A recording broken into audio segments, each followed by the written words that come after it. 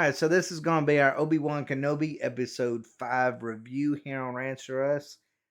And I wanted to show the Rotten Tomatoes score simply because this episode reminded me of what this show could have been, what it should have been. We did get a Anakin versus Obi-Wan fight. That actually was interesting. We got to see some backstory. We got to see some interesting dialogue. We've got to see all that. We got to see Vader at his finest. And we even got to see, Hayden Christensen. And it brings back all the memories, or at least the better memories of even the prequels, which I never thought I would say simply because the prequels used to be so hated. And then, of course, Disney Star Wars has made it into really nostalgia bait, where that even the prequels are deemed higher. People were excited to see Hayden Christensen come back just a few years ago. Everybody was like, that was the worst acting that was ever played in Star Wars. And now people are excited to see him back. That tells you how far Star Wars has fallen. And Obi-Wan Kenobi had the potential to be great. We've got to see, the rise and fall of a great Jedi. We got to see him finding himself once again. We got to see what he was up to on Tatooine. We've got to see all of these things. We got the Inquisitors. And what did they decide to do? They decided to give us this Leia Obi-Wan story instead of the Luke Obi-Wan story everybody was wanting to see. Instead of the Anakin Obi-Wan fights, we get the Reva Anakin fights, or Reva Vader fights. I'm telling you, Disney Disney just doesn't know what it needs to do to be successful when it comes to Star Wars. Why would you buy this franchise if you just don't want to do the things that make it a successful franchise? Just listen to the fans for once, Disney. Listen to the fans. Give us what we want. We don't hate Reva because of anything about her skin color, about her gender, about any of this. We hate her because she's a distraction from what we wanted. Period. Period. It's as simple as that. The idea that the actress who plays Reva, that they literally was talking to her about the backlash that was coming from fans, was before this series even began, before the criticism even began, is just really telling about what they were really intending with this character. They knew they were forcing this character down fans' throats, and they knew fans wouldn't be happy about it. They knew that she would be a distraction that fans did not like or want, and they knew that there would be an uproar about it, and that was really what they were going to do. They wanted this so that they could build Reva into a character by the time she gets her own show, that she's an untouchable character, because there's been so much backlash that the show could absolutely be as interesting as paint drying on a wall, and still the criticism wouldn't be valid simply because of the narrative that they've tried to create with her character in Obi-Wan. And it's just absolutely crazy. It's just so strange. So Katano's played by a black woman, and everybody's excited to see her. But Reva's hated because she's a black woman. That makes literally no sense. Anybody with half a brain knows that's not the truth. Anyways, there's my rant for the day, but this is Rants or Us after all, so that's what you should expect. Let's get into this. I thought the Hayden Christensen flashback scenes worked tremendously. I loved getting to see Obi-Wan and him, spar. I loved the dialogue in those scenes where Obi-Wan basically tells Anakin where he's going wrong. And I love seeing the look on Anakin's face of like, even though I'm the strongest, I'm still not at the level that you expect me to be or you want me to be. the frustration in his eyes, it reminded me of episode 3, and that was what I wanted to see. And they delivered on that. They really delivered on that. And you know what? Hayden Christensen, I will say this, he looks bad for his age. Like they're trying to play Hayden Christensen from 20 years ago, and you can see the crow's feet in his eyes, and he's trying to play a Padawan, and that just not Padawan, but a apprentice, and he just is. I don't know. Is it a Padawan? I think it is a Padawan. But anyways, they're trying to make him um, look like he did 20 years ago, and it just doesn't work in that regard. And that kind of threw me off a little bit. I'm like, wow, they went to so much trouble of trying to, make Luke Skywalker, bring him back in The Mandalorian. And to the point where that they didn't want to replace the character. They tried to do like some kind of animated Luke that looked like utter garbage, I thought. And they wouldn't do that with Anakin, which was just very odd to me because I'm like, man, they went to the extremes with it when it come to the Mandalorian, but they won't go to the extreme with it with Obi-Wan. That was kind of crazy to me. But anyways, flashbacks, totally on board with. Loved every single one of them. I thought it really fit in with the narrative of this episode. Um, but I have a problem with Reva's plan. I just have a problem with Reva's plan, Darth Vader's plan, and the Grand Inquisitor's plan. Now, this is spoiler alert: the Grand Inquisitor isn't actually dead, but there's so many parts of this plan that is stupid. One, Reva put a tracker on, Leia's toy robot. Um, why? Why did she put a tracker on them as if she expected them to escape? But she obviously did not expect them to escape. So the whole thing is just invalid. It's just nonsensical. It just makes no sense whatsoever for her to have put a tracker on that robot when she did not expect them to escape in the first place. Once they did escape, the idea that Darth Vader was going to just reward her so heavily with that after failure. That's not Darth Vader that we know. That just doesn't work.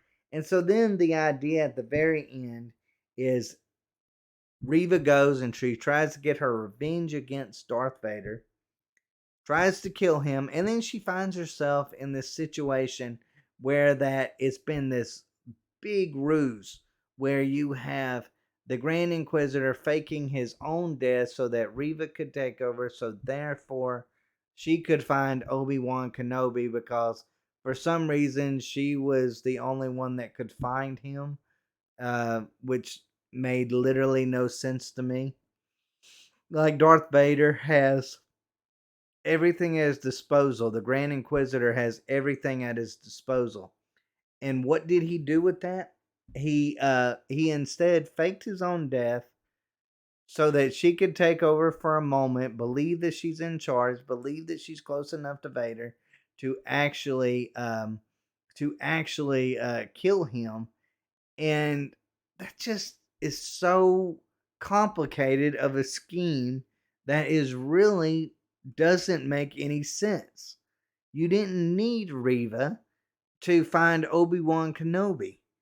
Darth Vader and the other Inquisitors could do the exact same thing, probably better than what she could. It just is so crazy that they try to say that this is an appropriate plan to use. It just it's just terrible. It's just poor writing all the way around. It's a convoluted scheme that makes no sense. Anyone that says it aloud understands how that makes no sense. It was just, I mean, when the Grand Inquisitor showed himself and then they just delivered the plan like an evil villain to the hero, about everything that they were had intended to do. I was just shaking my head in disbelief at just how poor the actual writing was for this. That scheme said aloud. No one in that writing room, no, not Kathleen Kennedy, even, not any of these people looked around and said, wait a second, that makes literally no sense whatsoever. They did it anyways. It's just a way of getting Riva in the show, but there's so many better ways they could have done it. Um, and then the idea that Bail Organa sends a message to Obi-Wan and then just details everything about Luke and Leia in that message when they're really secrecy is of the utmost importance. And then he just delivers that just so that Riva and injured Riva can go and find it and now I guess go after Luke Skywalker. It just it's dumb. Just absolutely dumb. And I saw it from the very beginning that was what they were going to do. That message was going to be found by Riva, and then she was going to go after probably Luke Skywalker in some form or fashion. And the idea that you have this really, and it could have been a really fun, I won't say epic fight scene, but it could have been a really fun fight scene. The way that they were building up Riva as this really talented Inquisitor, this one that is really skilled in the Force, and then Vader took her out without even having to use a lightsaber. Not only did he beat her just with the Force, but he beat her with the Force and then he beat her again with a lightsaber without even barely moving. That in itself is just pathetic that we would have a a future series with Riva as this badass, knowing that at the end of the day, she just got handled so easily by Darth Vader that he didn't even have to break a sweat. I mean, we could have been, instead of the Riva Darth Vader fight, we could have just been given a Darth Vader Obi-Wan fight and let them hash that buddy out. Let them take on each other. Let them give Vader some, I don't know, competition. That's what they should have done. That would have been a better use of their time. The idea that somehow she survived Order 66 by playing dead is another ridiculous aspect to it. I can't believe that that's where they went with this. I thought she was going to, I don't know, betray her friends and kill them and then somehow work for them. How did she even become an Inquisitor in the first place if Vader knew that she was an ex Padawan? Like, I mean, that just is dumb. It's just dumb all the way around.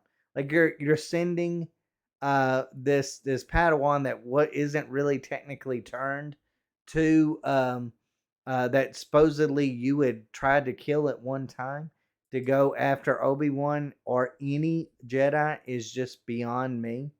Knowing that she was out for revenge this whole time, just terrible. Just absolutely, absolutely terrible. Disney, I have no idea what you're thinking.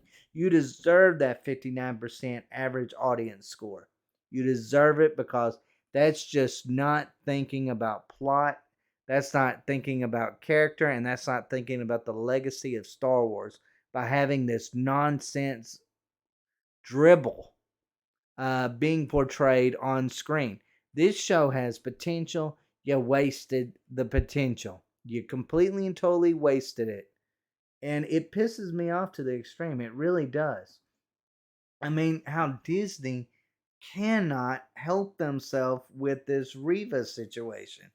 That they would be willing to throw away Ewan McGregor as Obi-Wan Kenobi and have Hayden Christensen brought back simply so that you can have a Riva show. It makes no sense. No sense.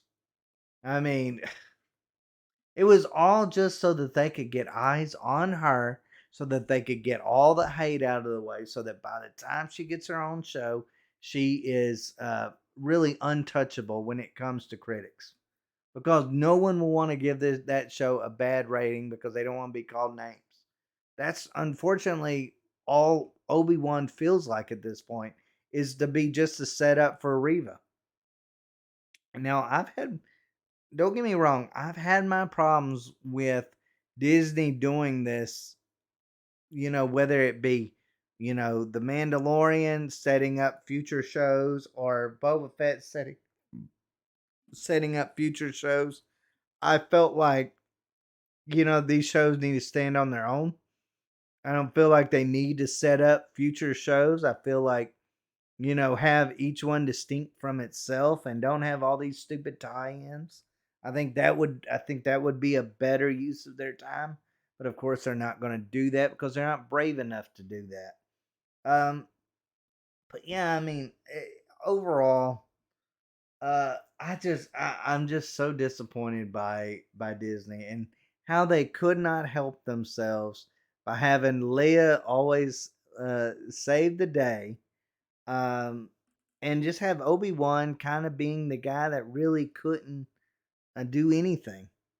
I mean, literally couldn't even do anything. I thought he was gonna be there to help Reva, and no, no, he's not even gonna do that. He's just gonna sit on a ship and wait till they try to destroy him. That makes, I mean, it makes no sense. But hey, nothing about this show really makes any sense, to be honest with you.